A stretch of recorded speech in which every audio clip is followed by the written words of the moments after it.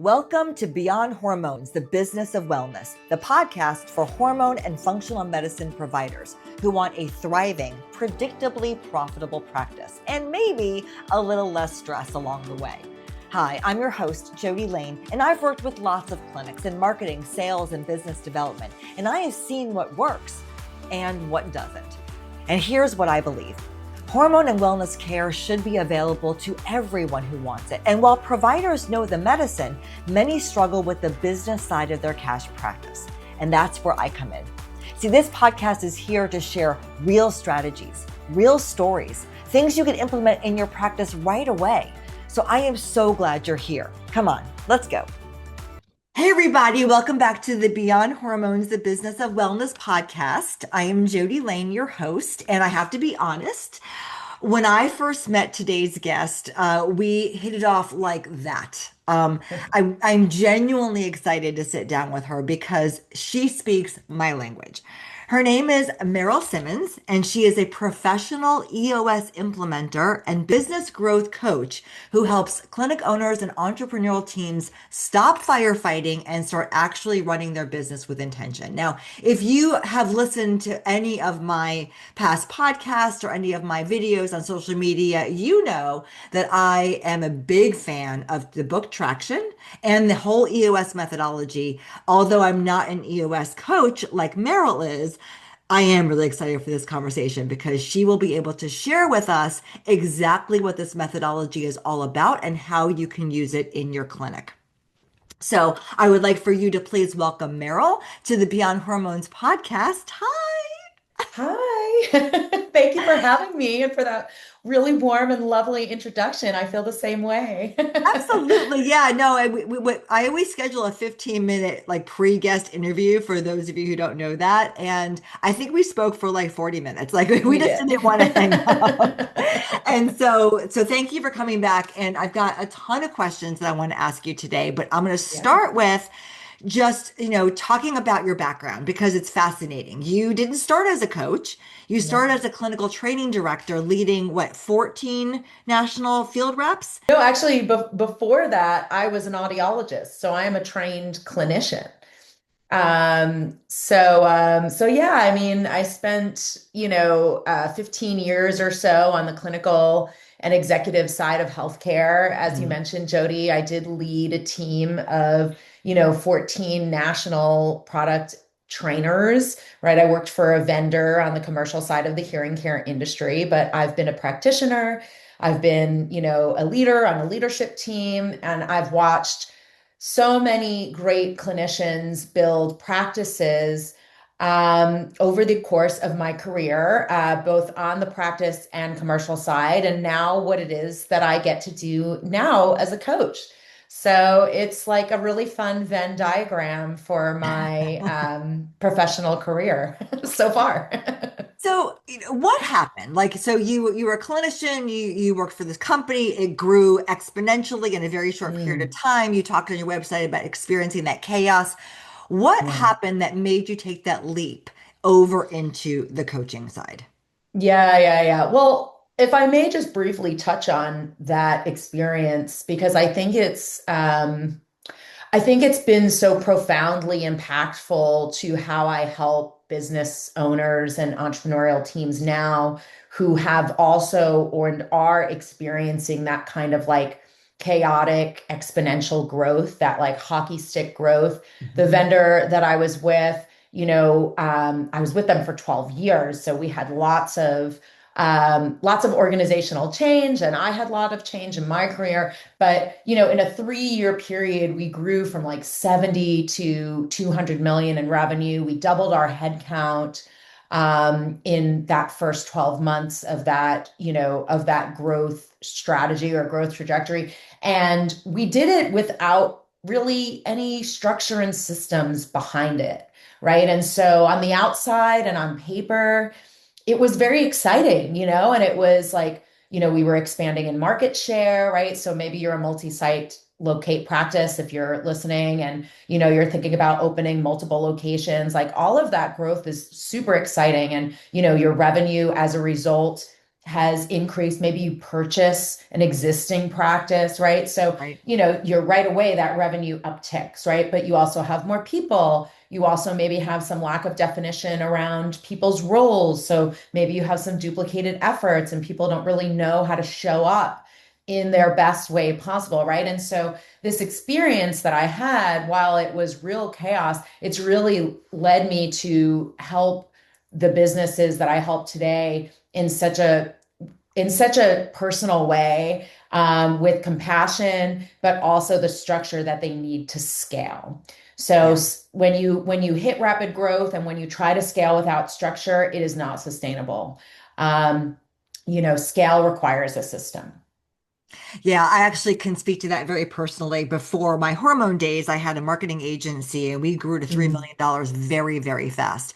No yeah. plan, no idea what we were doing, no structure. Had I read the book Traction back then, I might still be with that company, but we dissolved because as partners, we started fighting because we Mm. didn't, have the same theory about where we should go. So I really understand that pain. And when I hear you talk about, your experience, it sounds like what you do is for big companies, but it's not for big companies only. So what does like the day in a life of you as a coach look like, so that small businesses can understand what it is that you do?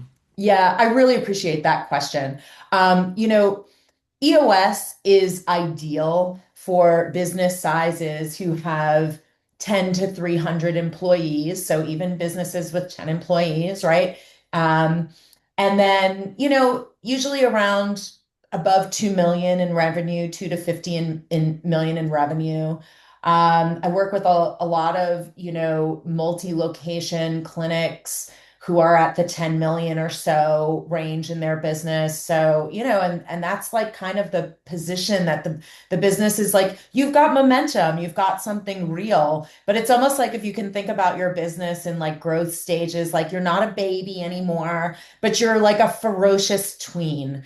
And with That's SaaS, cute. right? And it's like you start to add more people, and you're starting to look at not just growth, but hopefully you're also looking at your bottom line around profitability.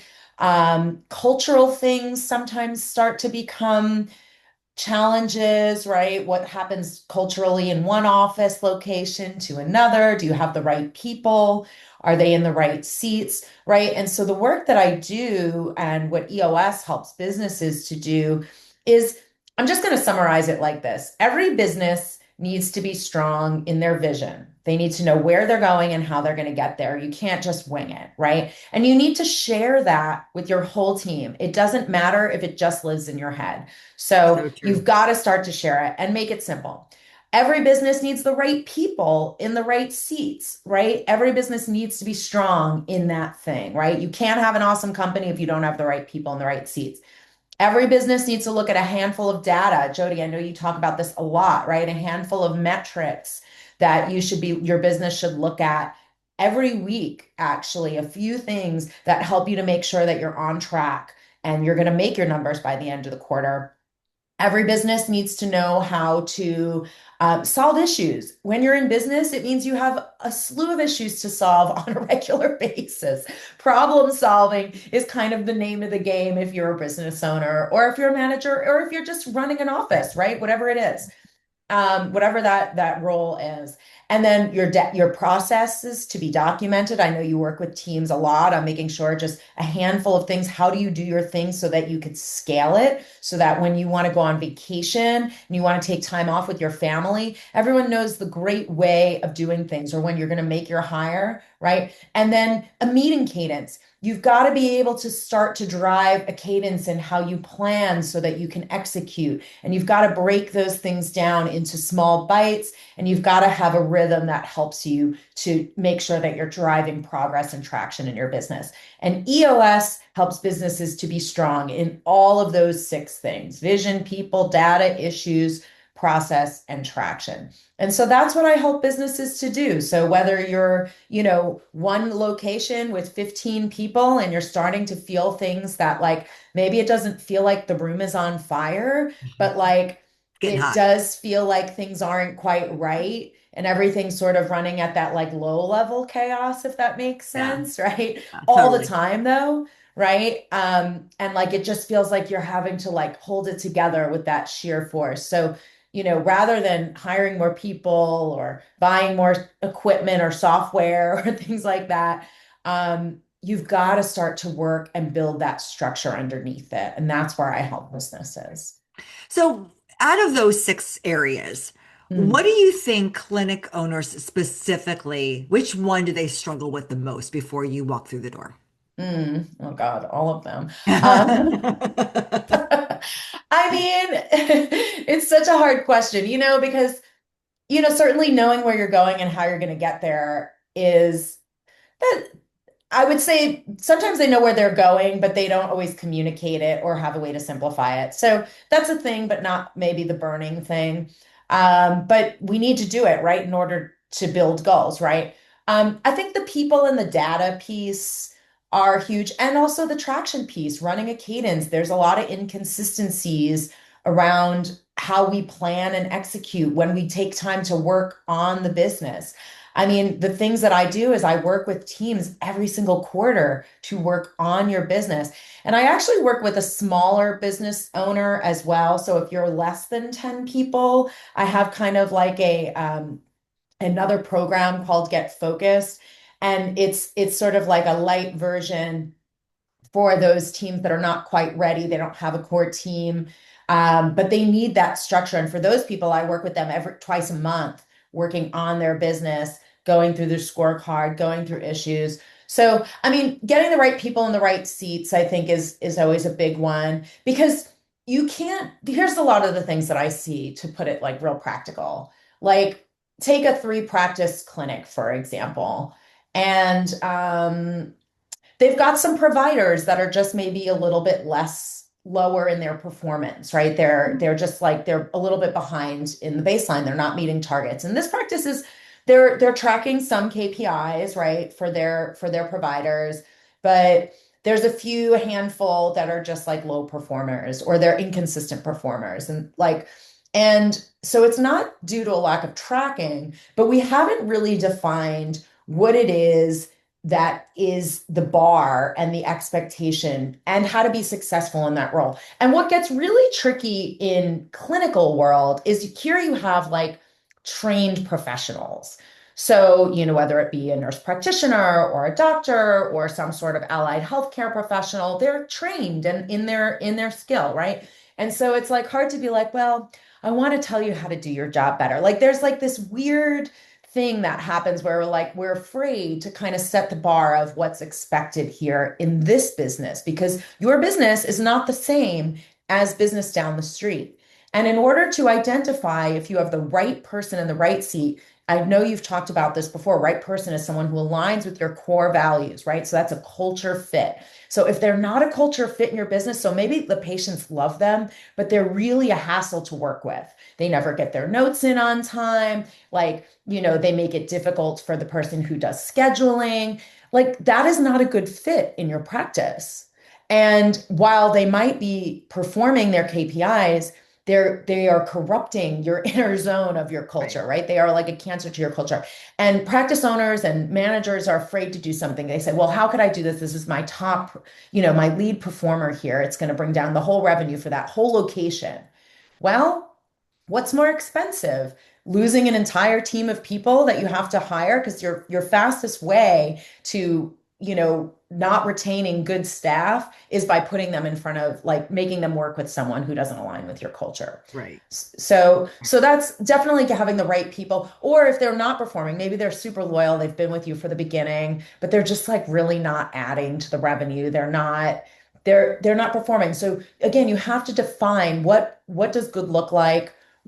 Is expected? What are the skills that they might need to improve on? I'm not saying toss them out right away, but if you don't clearly define, like your job is from when the patient comes in the room to ensure that there's clear diagnosis, that there's a treatment plan in place. Like if your job is to prescribe a treatment plan for every patient you see and ensure patient satisfaction, then it's not a bad word to say, I have to sell them this treatment plan. Like that's your job, right? Right. Like that's what we look like. Yeah. Right. Well, and what I love about what you're talking about is, you may walk into a business at $10 million dollars and you now have to go fix all of that. And the That's right. fixing part is very uncomfortable. But It is if very you uncomfortable. start with a business at its infancy and you understand the core values, you are able to articulate them, you understand the job expectations, you do the people analyzer, which I'm going to have you talk about because I love the people analyzer process because and I encourage our practices to do it once a year, not once and done, but once a year Absolutely. to make sure that people are still aligning with what the expectation was set. So if you can't set the expectation from the day of hire, then you really can't expect the employee to show up as you wanted them to because they weren't told to do that. So can Yeah. you tell us about what the people analyzer is so that the folks listening understand? Yeah, so let me just also back up and share Yeah. that. So EOS is a business operating system, the entrepreneurial operating system. That's the book Traction that Jody is talking about is based on the entrepreneurial operating system. It's an operating system, which means it's how you run your business. So it's changing the way you run your business. And it's comprised of 20 simple tools and frameworks and disciplines that help you to strengthen those six key components that I mentioned just earlier: vision, people, data, etc. And so the people analyzer is one of the tools that helps strengthen the people component. And it's more specifically helping you to see, do you have the right person? When we talk about right person, right seat, there's two types of people problems. There's a right person, wrong seat. It means they really align with with your culture, but they're not performing. They don't GWC their seat. They don't get it, meaning they don't have the unique ability to do that thing that you need as you've defined that seat. They don't want it, or they don't have the capacity or the skill set to do it well. So that's what we talk about when we have like the right seat. So they could be right people, wrong seat, or they could be wrong people, so they don't exemplify your culture, and they're in the right seat, like the person I talked about before. The patients really like them, they're a high performer, but they're culturally not a good fit for your business.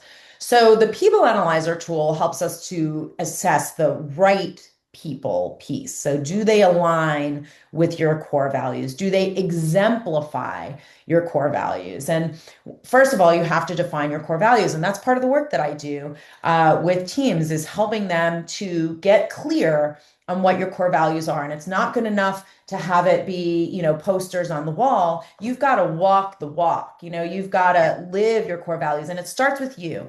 A lot of leadership is like parenting. If you don't set the example and repeat yourself multiple times, you can't expect your people to do it. Right. Plain and simple. And which means you really have to be intentional, because when we're moving fast, it's easy to get sloppy and it's easy to drift, which is why you need a coach and Right. why you need someone to help you to work on your business. And so the way that we look at the people analyzer tool is, once you've defined your core values, they shouldn't be aspirational. They should be actually who you are as a culture. You kind of it's a chart, right? And so at the top, you write your core values. Along the first column, you start to list your people.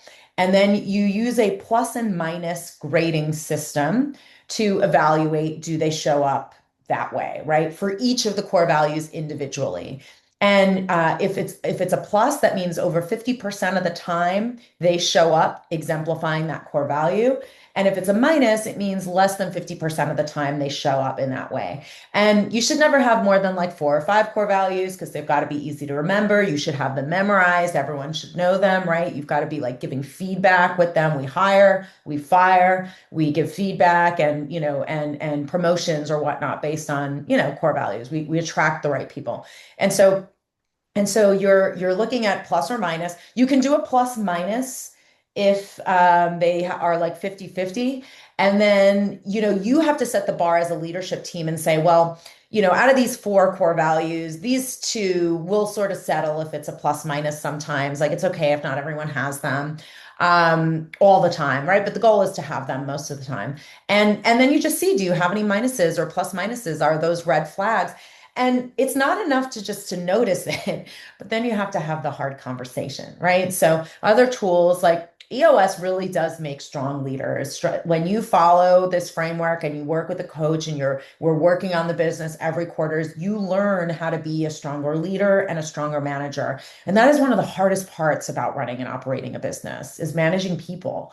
And so to be able to have an objective framework where you can give feedback, there's another tool in the EOS toolbox called a quarterly conversation. And it's just that, it's a conversation. And you and your direct report do the people analyzer tool every single quarter. You do it, you do it for them, they assess themselves, and then you share. And it's a great opportunity to be like, what's going on here? Like you're not really showing up. Is there something happening? Talk to me, what's going on, right? And it's a conversation, but it gives managers a tool to really be able to have these hard conversations that often feel emotional. And it's not emotional, it's business. And it's an opportunity for everyone to talk about what it looks like to bring your best self to work, because that's the culture you hopefully Yeah. are building, right? Of what it looks like to bring your best self. So I went a bit on a tangent there, Jody. I'm No, no, sorry. no. That was amazing. So, everyone knows I talk about this clinic that I worked for in Orlando, and we grew it very successfully. And we did this to a T. One thing we added, which I'll share because it was very, very valuable, was each of our quarterly conversations, we actually had the employee rate the company on the That's right. values. Yeah. So, Mhm. and maybe, I'm sorry, maybe you said that, but, so that way you're getting feedback so that your employees know that you're listening to them. That's You're right. saying we committed to this just as much as you did. And if we're not showing up as a company, then we want you to share that. And it worked beautifully, absolutely beautifully.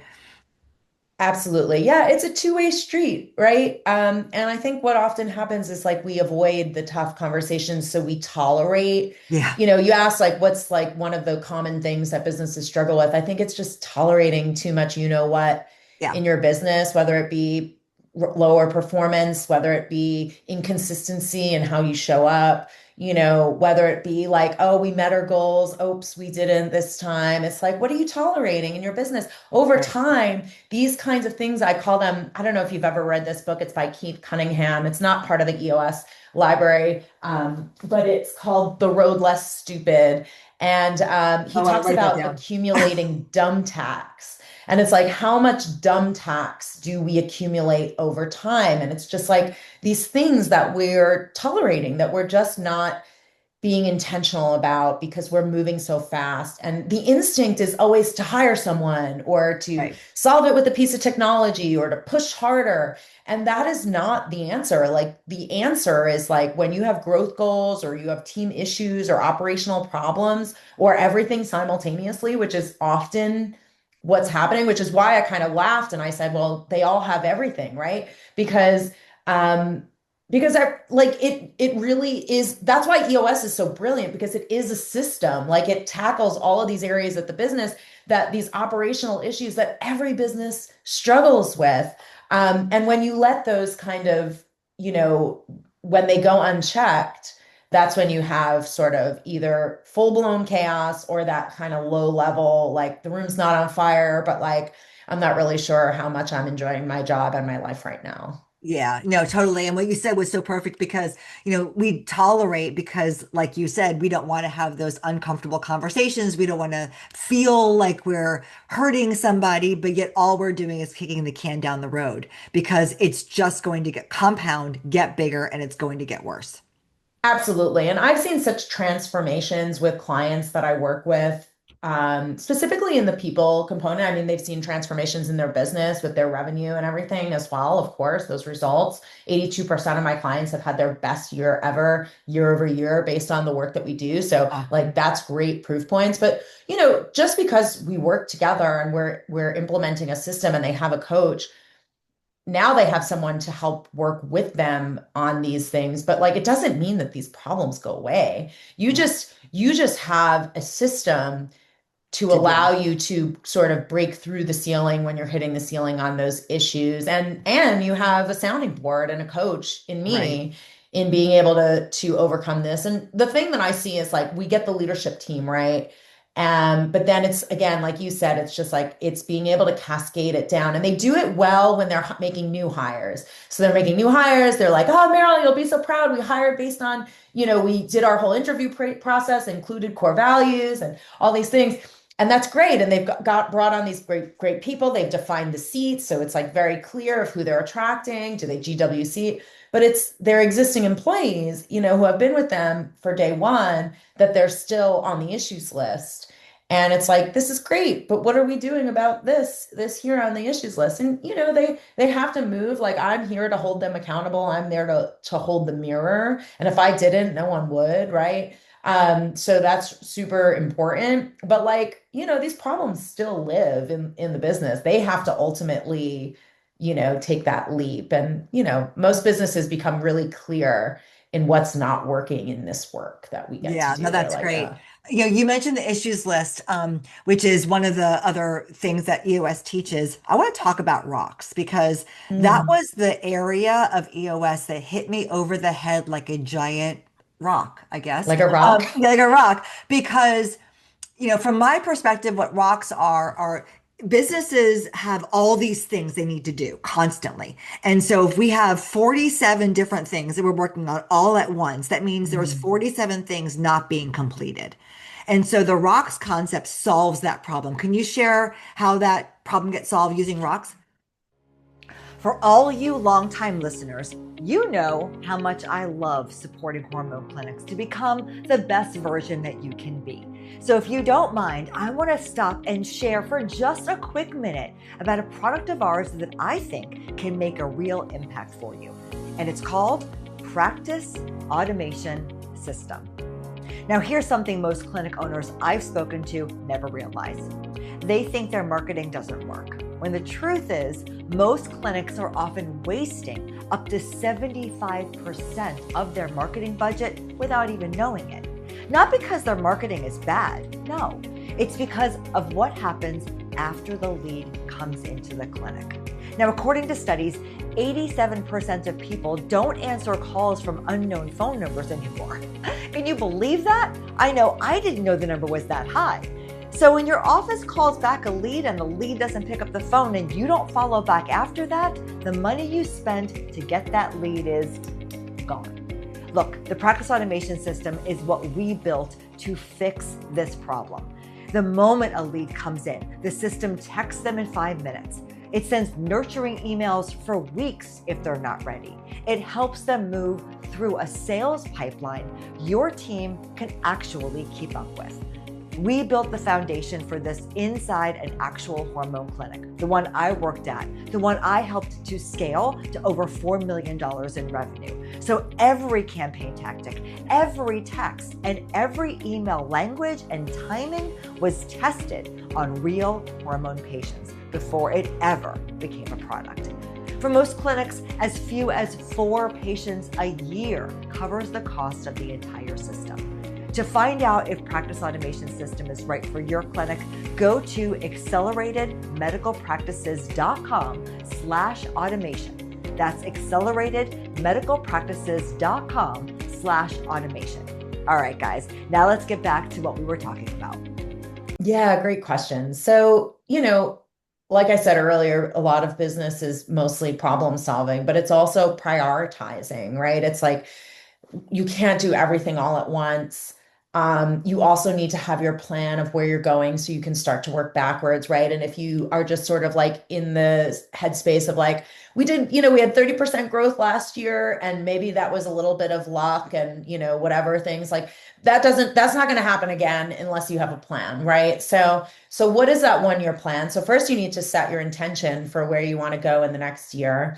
And then rocks are essentially your 90-day goals. They are the big things. So they're called rocks because if you envision, a mason jar and you've got the pebbles and the sand and all the things that like take up and eat up your time, the emails, the phone calls, even your patient visits and interaction, the little meetings and conversations that you're having, that take up your time. But they're not the big things that move the business forward. And in order to make sure that we're removing our obstacles, because I like to think about it this way too, like it's like, oh, well, I want to go here. Okay, great. So if you want to go from A to B, right? You want to go from 10 million to 13 million or, whatever it is, right? Right. Okay, great. How are we going to do this? Well, we're going to do this by opening another satellite location. We're going to do this by 2 new relationships with referral partners that we've started to make this year. We're going to do this with now like monthly webinar events that are going to help us to, grow our patient pipeline, right? Like all these things that that you're going to do, right? In order to help you, you have to kind of work backwards. Like what's going to add the additional 2 million in revenue this year? Like it's not going to just happen if you don't have a plan. So you start to kind of group these things into 3 to 7 big picture initiatives. So if one of them, let's just say, is monthly webinars, let's just say that, like, let's just say you're going to take on this new sort of like marketing approach to you, and it could be a retention webinar too. So maybe it's for patient retention, whatever it is, it's some sort of webinar initiative. But like you need to start building for that, right? You're not just going to wing it every month. So if you want to do 12 webinars over the next calendar year, now we need to say, okay, well, in Q1, what do we need to do to start kicking off these webinars? Well, we're going to set a calendar. We're going to make sure that we have someone that's running the webinars. We're going to like have our content and we'll pull our list. Like that's a rock for 90 days. Like those are like the bigger things that always take a little longer than we think they're going to take over the 90 days, and you create milestones. So it's like phase 1 of launch webinars, right? And you start to create these milestones of, build your content calendar and set the Zoom schedule, and they're usually a little bit more meaty than that, Right. but sometimes they're a little tasky. And again, those are the milestones. But you've got to now start kind of mapping it out. And so rocks are 90-day goals, and you need to get better at actually choosing the most important things. And I like to say, if your rock doesn't impact revenue, profitability, patient or employee experience, it's not important. And so again, it's like whatever we're usually doing to get from A to B is usually a series of either something we need to build or something we need to fix. Like it's like removing an obstacle or building something that isn't built already. Like those are the things, right? Those are the rocks. Those are the big things that are going to move the needle. So we've got to get clear on what they are. The way that we do that is we define our 1-year plan, and then we start to work backwards into the 90 days. And then we have to narrow it down to 3 to 7. And if we can't go more than that, less is more. Keep it stupid simple. And rocks need to be smart. They need to be specific. They need to be measurable. They need to be attainable. They need to be relevant to your 1-year plan. And they need to be time stamped. So I always say, what does done look like? Otherwise, you set this very vague goal of like, bring on, or referral partners. And you're like, what about referral partners? What do you want to do there? Right. Or hire office administrator, practice care coordinator for this location. It's like, okay, so by the end of the day, or the end of the 90 days, you want to have them hired and onboarded. You want to have candidates recruited. Like, what do you think is actually possible in the next 90 days? Because again, everything always takes longer than we think it does. So what does done look like? Right. So that's a rock. I hope I explained that. No, you did a great job.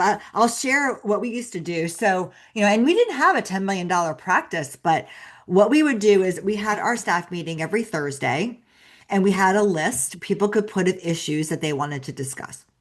And in that meeting, we would decide either the issue was resolvable in the staff meeting, it was actually hurting the practice, which meant that somebody in the leadership team took it over right away, or it became a rock, a possible rock. And then we would meet, we had our quarterly meetings, and we did our quarterly meetings with everybody.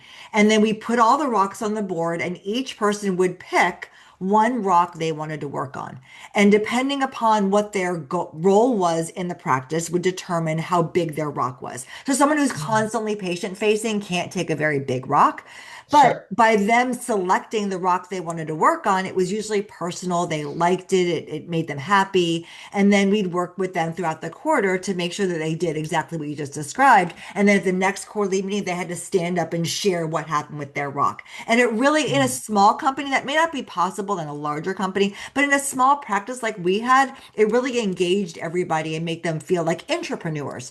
And so, but the bottom line is that why I think rocks are so amazing is because it really puts some light on the fact that you can't do everything You at can't. once. You And can't. so, yeah, No, you have to get good at prioritizing. One of the yeah, things that Rocks helps us to do better and be better at is becoming a better predictor about our business. What is it that we think that we can get done? What is it that we think is the most important thing to focus on right now? If we're drowning, what are the three most important things that are going to help us from not drowning? The truth is, though, is that once you start to implement these simple tools and frameworks, is you start to feel less like you're drowning because you now have more control, you now have a systematic approach.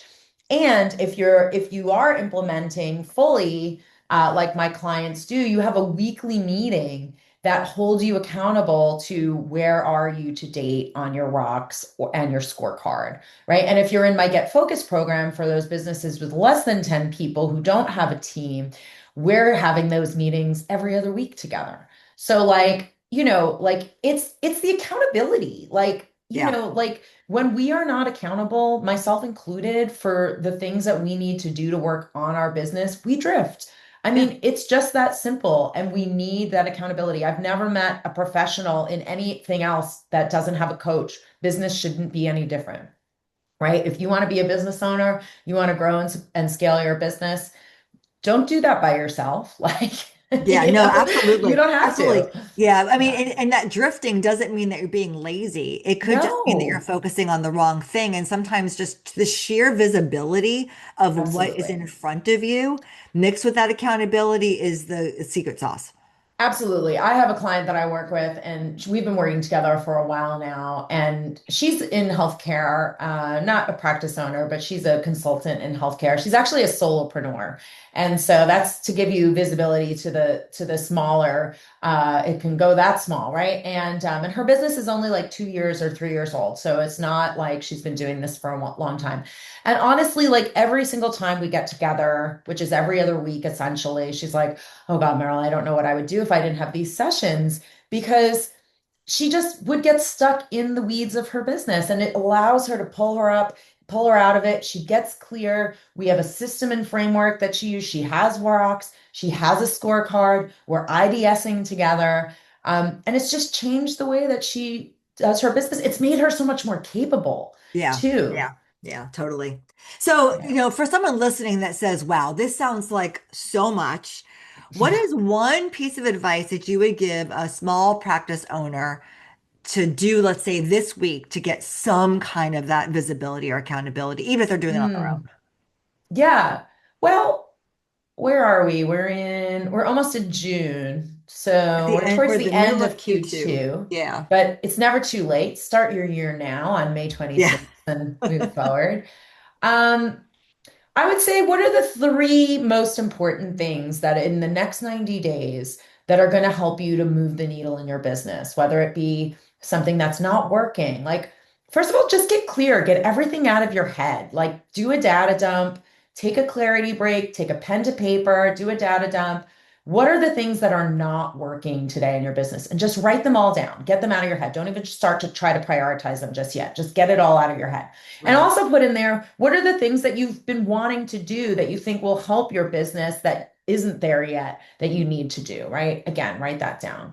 And then go through that list, start to do like, is there anything in that list that you can kind of combine, right? That's like one idea is combined with the other. Is there anything that if you really had to look at it, you're like, this is probably not a priority. Like this isn't really going to move the needle. It's not going to impact revenue now, all those things. It's not going to impact my patient experience, kill it, right? Just put a line through it. Or keep. What is the most, you're like, oh God, if I don't fix this once and for all, it's just going to keep popping up here. So just make yourself a short list and start to break down from those three things, and don't choose more than three, honestly. Yeah. Um, start to break it down step by step. If there were like weekly milestones that would help you to start to chip away at those things, write those down. So get clear on those goals and then set yourself a calendar block every week and make sure that you're doing the work that needs to get done to work on that business. Or if you've got someone on your team that you know you can delegate one of the milestones to, or multiple people that you can delegate a few milestones to, do that. So, that's definitely something kind of simple to do. The tricky part is sticking with it, right? And that's framework and structure to keep with it. But it's definitely a great starting point of making that short list and choosing a few things. Or if you've got people, right? Like if the what's not working is like a person and you can kind of just see them and they show up in your dreams, like write that down too, and like have the honest conversation and think why not aren't they working? Are they just not a good culture fit? And if they're not, you can't reseat them somewhere else. You've just got to have the Yeah. conversation. Yeah. But if they are, figure out why they're not as successful, right? And have that conversation to make sure that they can be their best. So the foundation of everything you just said, I hear, is carve time in your schedule to work on your business. And honestly, I Absolutely. think this is why having a business coach is so incredibly important, because we all know we're entrepreneurs just like they are, that given the opportunity, you're going to work in your business because in your Absolutely. business feels like you're moving the needle forward. And so having a business coach and knowing that every other week or whenever the meeting cadence is, when you're working with the bigger clients, you're going to stop, you're going to talk about your business, you're going to figure out what those three things are, those milestones, you're going to talk through it. So that is so important. Now, well, let's talk about a business that is in line with that 2 million, 10 million that you talked about that EOS really serves. How does a business owner, like, what are the signs that they begin to see or feel where you know that it's the perfect time for an EOS business coach to step in and start helping? Yeah, I mean, it's the things that slow teams down, right? It's like, and this doesn't mean that like, and as I talk about these things, these businesses like are often not a hot mess. I mean, I've encountered businesses that are quite dysfunctional, but it doesn't mean that your business has to be in trouble. In fact, it's actually, like I always say, it's like there's no time to fix the roof than before the storm, right? Like do it when you've like if you're at that 10 million and you want to get to 15 or 20 or whatever it is, like do it now. Don't wait for things to start to feel like a nightmare. Like so I would just say when you have like maybe poor communication, right? Like things just overall like communication is not clean. There's just like maybe not clarity around who does what in the business. You've got a lot of people sitting in multiple seats. Hmm. Like Sally does the billing, she also does the scheduling, she also, prepares like the rooms. And when we have a doctor, like a physician event, she's in charge of executing that event. You're like, geez, like, how is Yeah. Sally ever going to do a great job at any of the things that she does, right? Like, Or God woo, forbid Sally leaves. You're in trouble. Exactly. You're up, you know what. So making sure that you've got so the piece that can get confusing are like people are just like not really sure of what their role is. They do a little bit of everything, and it's just like, that doesn't work. That doesn't scale. Let's put it that way. Yeah. It might be working right now, but that doesn't scale. I would say like slow or inconsistent execution. Mhm. So like, maybe you have like inconsistent performance, or maybe like you had this big goal last quarter, but like you keep sort of like pushing the goalposts, like you're like, we didn't get it again. And it's just like, well, why? Like, let's fix that. Let's stop tolerating that. Um, Low accountability, right? Like you're the one that makes all the decisions. You're the one when there's a problem at any of the location that you need to fix it. Like when you've got like owner dependency, that's a problem. Yeah. So we need to make sure that there's accountability from top to bottom in your business. Um, Firefighting, right? Every day feels just like a firefighter. Like I think we all know what that means and what that feels like. We're constantly, firefighting and reacting to things that are happening, whether it be revenue, whether it be actual patient things, whether it be our staff, like maybe we have like also staffing issues where like we're moving people around to multiple location and like we're so reliant, like that doesn't work, that structure. Like maybe like having the same person on the phone at every location is like not a scalable solution, right? Like, so like things in your clinic that are slowing you down, and I don't fix that thing with you, but I help you to determine what's broken so that we can actually attack it in a rock, or, make sure that we can look at the process in that way. Other things like you're just not solving problems. Like the same problem keeps showing up. Like, or you have a meeting and like you've just talked about it and it feels like you've worked on the problem because you just wasted an hour talking about that problem that keeps showing up in your business. And let me just be clear, you did not work on that problem if you didn't take action.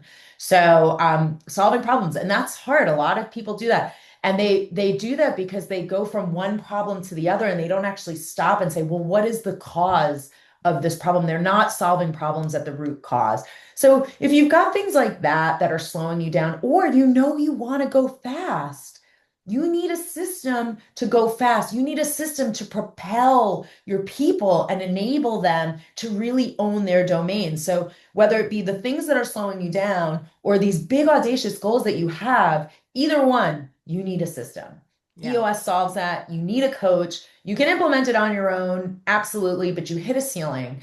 And I find that my clients, when when we work together, they can't see what they can't see on their own, right? So like, my role is threefold. It's to be a educator on how to use the system from a very initial level to moving through the process 3 or so years later. If we're still working together, it starts to evolve with you, and the tools kind of go through a series of evolution as you evolve. You kind of look at them more deeply. The second one is a facilitator. I facilitate your quarterly planning and execution sessions every quarter. You have someone in the room that's like willing to open the door of the conversation that is sometimes not being had, or the elephant in the room, or to just help that dialogue be facilitated so that the team can get clear, right? And then the third part is a coach, holding the mirror up, checking yourself, right? Like being able to like identify your blind spots so that you could do the work and fix them. And just keep getting better, right? Like that's what we all aspire for. And I can say from personal experience that it's frustrating as I wasn't the owner, but I definitely ran the practice. Like Mm, what you started to do at the beginning, suddenly at some point in revenue, over $2 million, those things don't work any longer. they And don't. it can become very frustrating. It can also make you feel like maybe you're the problem. When Mm, honestly, after seeing this happen in multiple different businesses that I've worked with and ones I've been in myself, it's oftentimes just a perspective issue. And having someone like you come into the business and learn everything there is to learn and change that perspective can accelerate growth in a very, very fast way. absolutely. And the thing that I see with like professional services in particular, and I work with a lot of professional services style types of business, not just in healthcare, but also law and whatnot, is when you're not doing anything differently, you become like, you just continue to be the practitioner Right. who sees the patients with payroll and all the other things, but you can't move it forward because you're not either willing to hire people to do those other things, right? Or you've got to get yourself out of that day to day because you're never going to get up over that revenue or that scale and growth hump by just, staying so in deep with the business that way. So if somebody is interested in working with you, how do they find you? Yes, absolutely. Thank you so much for asking. So, first of all, feel free to email me. You can email me at meryl@claritycoach.io. So drop me a line directly. Or you can go to my website, which is claritycoach.io, and you can sign up for my newsletter. I send a lot of coaching tips and educational tips around how to use the EOS system, as well as stories that I have with, various entrepreneurial companies and clients that I get the privilege of working with. So those are two ways you can reach out or just follow along. You can follow me on LinkedIn as well.